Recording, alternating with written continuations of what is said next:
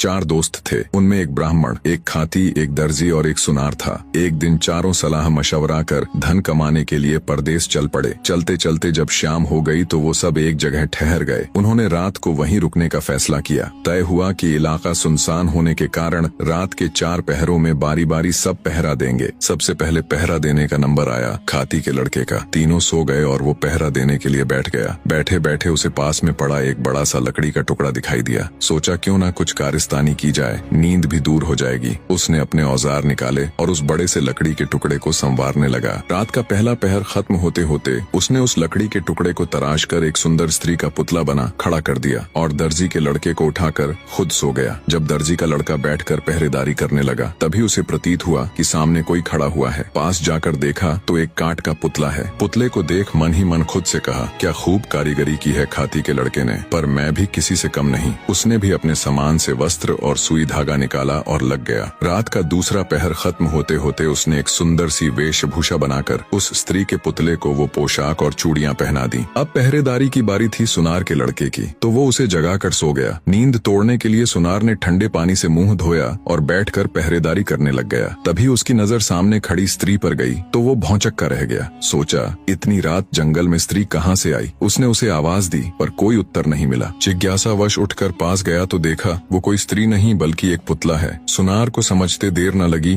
कि ये खाती और दर्जी की करामात है। खुद से कहा, मैं भी किसी से कम नहीं। उसने भी अपने औजार निकाले और लग गया। तीसरा पहर खत्म होते होते उसने उस पुतले को सुंदर सुंदर आभूषण बनाकर पहना दिए। अब बारी थी ब्राह्मण के लड़के की, तो सुनार उसको जगाकर सो गया। अब जब ब्राह्मण पहरेदारी करने लगा तो उसकी भी नजर उस पुतले पर गई। वो भी सोच में पड़ गया, इतनी रात को इस जंगल बियाबान में ये नारी कहाँ से आई। वो भी उस स्त्री रूपी पुतले के पास जाकर उसे देखने लगा। सब समझते उसे भी देर न लगी। मन ही मन बोला, वाह क्या खूब कारीगरी की है सबने, लगता है सब मिलकर मेरी परीक्षा लेना चाहते हैं। उसने भी अपना तंत्र मंत्र का सामान निकाला और रात का चौथा पहर खत्म होते होते अपनी तंत्र मंत्र विद्या से उस काठ के पुतले में प्राण डाल दिए। वो काठ का पुतला अब एक सुंदर युवती बन चुकी थी। तब तक सुबह हो गई। बाकी तीनों मित्र भी उठ गए। अपने सामने इतनी सुंदर युवती को देखकर उन्होंने जब ब्राह्मण से उसके बारे में पूछा तो उसने सारा किस्सा उनको कह सुनाया और बोला, इस काठ के पुतले में मैंने अपनी मंत्र शक्ति से प्राण डाल दिए, सो अब मैं इसे अपनी पत्नी बनाऊंगा। तब खाती का लड़का बोला, नहीं मित्र, इसे मैंने बनाया है इसलिए इस पर मेरा अधिकार है, ये मेरी पत्नी बनेगी। दर्जी भी बीच में बोल पड़ा कि मैंने इसको इतने सुंदर कपड़े सिलकर पहनाए हैं इसीलिए इस पर तो मेरा हक है। सुनार का लड़का बोला